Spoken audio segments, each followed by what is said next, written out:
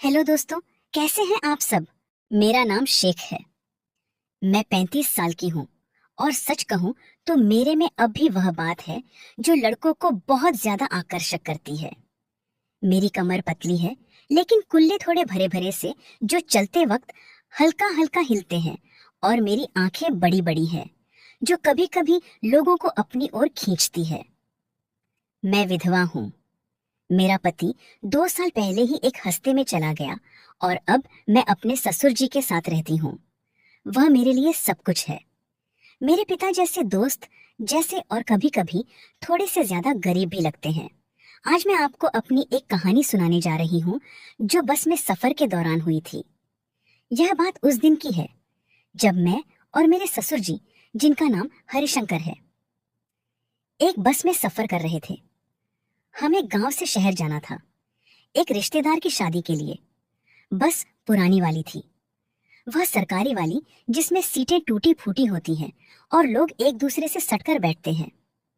सफर लंबा था, कम से कम 10 से 12 घंटे का, क्योंकि रास्ता पहाड़ी था और बस धीरे धीरे चलती थी। मैंने साड़ी पहनी थी लाल रंग की, जो मेरे बदन पर अच्छी लगती है। ससुर जी ने कुर्ता पायजामा पहना था।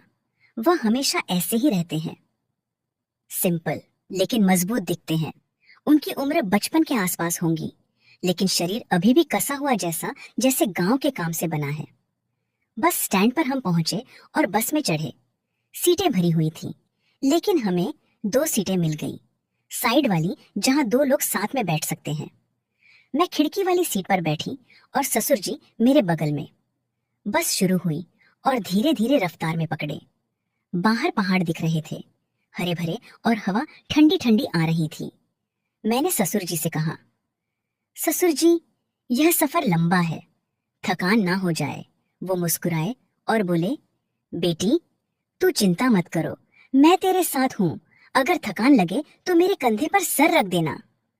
उनकी यह बात सुनकर मुझे थोड़ा अजीब लगा, लेकिन अच्छा भी बस चलती रही और हम बातें करने लगे। ससुर जी ने पूछा, सीख तो कैसी है आजकल? घर में अकेलापन तो नहीं लगता? मैंने कहा, नहीं ससुर जी, आप है ना, लेकिन कभी कभी रातें लंबी लगती है, नींद नहीं आती। वह बोले, हाँ मुझे भी, लेकिन हम साथ हैं, हम एक दूसरे का सहारा है। अगर कभी जरूरत पड़े तो बता देना, मैं सब संभाल लूंगा। उनकी बात में एक गहराई थी, जैसे वह मेरी हर परेशानी दूर करना चाहते हो। मैंने मुस्कुराकर कहा, हाँ ससुर जी, आपका सहारा ही तो है अब मेरे लिए। बस मैं थोड़ी हलचल हुई, क्योंकि रोड खराब था। बस हिचोली खा रही थी और मैं थोड़ा इधर उधर हो रही थी। एक बार तो मैं ससुर जी की तरफ झुक गई और मेरा कंधा उनके कंधे से टच हो गया। वह बोले, आराम से बैठो बेटी, अगर जरूरत पड़े तो मेरी गोद से सर रख लो। गोद ने सोचा, यह क्या बोल रहे हैं, लेकिन वह हंसते हुए बोले, मतलब मेरे पैरों पर नहीं, बस खांधे पर। मैं हंस पड़ी, लेकिन दिल में एक अजीब सी हलचल हुई। लेकिन असल में ससुर जी का मतलब सिर्फ आराम से था। समय बीतता रहा और बस में गर्मी हो गई। मैंने अपनी साड़ी का पल्लू थोड़ा सरक कर लिया, क्योंकि पसीना आ रहा था। ससुर जी ने देखा और बोले, गर्मी लग रही है ना, मैं पंखा चला दूं। बस में पंखा कहाँ, लेकिन वह अपनी कमीज से हवा करने लगे। उनकी हवा मेरे चेहरे पर लग रही थी और थोड़ी मेरे गले पर भी। मैंने कहा, ससुर जी, आपकी हवा बड़ी अच्छी लग रही है। वह बोले, हाँ मैं जानता हूँ कैसे हवा देनी है और आराम दे। बस आगे बढ़ते रहे और हम खाने की बातें करने लगे। मैं घर से पराठे लाई थी और ससुर जी ने कहा, बेटी, तुम मुझे खिलाओगे ना? मेरे हाथ थक गए हैं। सफर से मैंने हंसकर एक पराठा उनके मुंह से में डाला और वह चबाते हुए बोले, वाह, तेरे हाथों का स्वाद अलग ही है। फिर बस में अब अंधेरा होने लगा, क्योंकि शाम हो रही थी।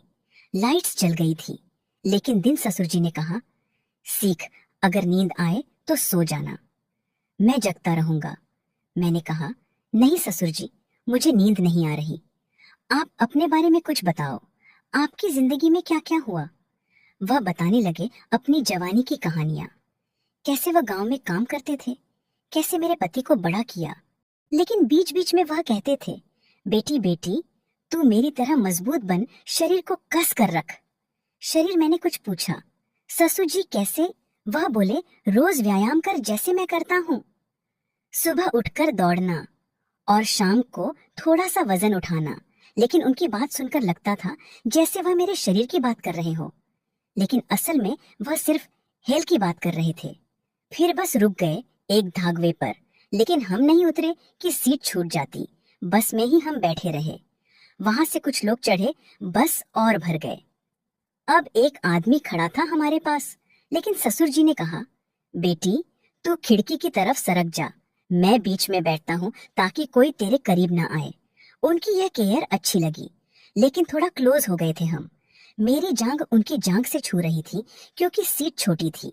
मैंने कहा, ससुर जी थोड़ा टाइट हो गया है। वो बोले, हाँ लेकिन मैं संभाल लूंगा, तू आराम से रहे, अगर दबाव में पड़े तो बता देना, मैं एडजस्ट कर लूंगा। अब रात हो गई थी और बस चल रही थी। मैं थोड़ी थक गई थी तो ससुर जी के कंधे पर सर रख दिया। वो बोले, आराम से रख बेटी, मैं हिलूंगा नहीं। उनकी सांसें मेरे बालों से लग रही थी और दिल में एक अजीब सी फीलिंग आ रही थी, क्या होगा अगर। लेकिन नहीं, ससुर जी ऐसे नहीं थे। वह बोले, शेख तू जानती है ना, तेरे ससुर जी होने के नाते मैं तेरी हर जरूरत पूरी करूंगा, चाहे वह कोई भी हो जरूरत। लेकिन असल में वो भावनात्मक बात कर रहे थे। मैंने कहा, हाँ ससुर जी, आप मेरे लिए सब कुछ हो। बस मैं अब सन्नाटा था, ज्यादातर लोग सो रहे थे। ससुर जी ने मेरी तरफ देखा और कहा, बेटी तेरी साड़ी थोड़ी सरक गई है, संभाल लेना।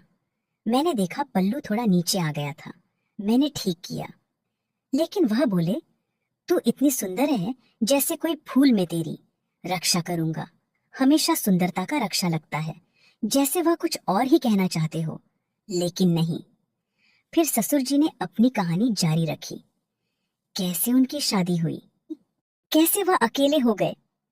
जब सास जी गुजर गई, वह बोले, अब तू ही मेरा सहारा है और मैं तेरा, हम एक दूसरे को पूरा करते हैं। लेकिन असल में परिवार इस दुनिया में हमारा कोई नहीं था। घर में और इस समाज में हम दोनों ही एक दूसरे का सहारा थे, लेकिन अच्छे वाले हम दोनों माँ बाप वाले थे। ससुर जी भी मुझे अपनी बेटी मानते थे और मैं भी ससुर जी को बाप मानती थी। फिर समय बीतता रहा और बस में ठंड लगने लगी। मैंने कहा, ससुर जी ठंड लग रही है। वह बोले, आ मेरे कमीजा आना, मैं गर्मी दूंगा। फिर मैं थोड़ा सा करीब सरक गई और उनकी बाह मेरे कंधे पर आ गई। वह बोले, ऐसे ही रह, मैं तेरे शरीर को गर्मी दूंगा। लेकिन असल में वह सिर्फ केयर कर रहे थे, जैसे पिता। हम बातें करते रहे। गांव के रिश्तेदारों की ससुर जी ने कहा, शेख तू कभी सोचती है दोबारा शादी के बारे में? मैंने कहा, नहीं ससुर जी, आप है ना, दोबारा शादी नहीं करूंगी, क्योंकि मुझे किसी पर विश्वास नहीं है, आप ही मेरे सब कुछ हो। वह बोले, हाँ लेकिन अगर कोई अच्छा मिले तो मैं खुद करवा दूंगा तेरी शादी, लेकिन फिलहाल में तेरी हर खुशी का ध्यान मैं ही रखूंगा। फिर रात गहरी होती गई और बस एक टर्न पर झटका खा गई। मैं ससुर जी की गोद में गिरने वाली थी, लेकिन उन्होंने उन्हें पकड़ लिया। उनकी बाहें मेरे कमर पर थी। वह बोले, संभाल बेटी। मैंने पकड़ लिया और फिर वह तुरंत हट गए और बोले, सॉरी अगर गलत लगा। मैंने कहा, नहीं पापा जी, आपका ऐसे संभालना बहुत अच्छा लगा।